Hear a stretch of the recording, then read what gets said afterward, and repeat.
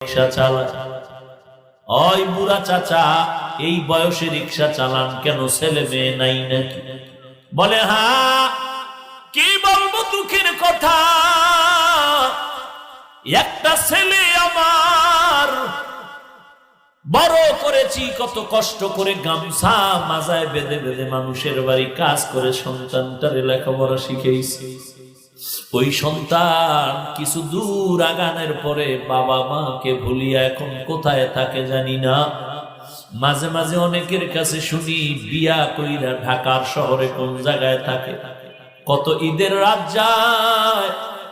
আমি বাবা কোন রকম নিজেরে কন্ট্রোল করে ঘুমাই, কিন্তু ওর মার চোখে ঘুম আসে না, শুধু কান্নার আওয়াজ।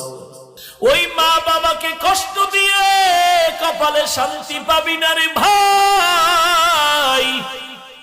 ওই বৃদ্ধ লোক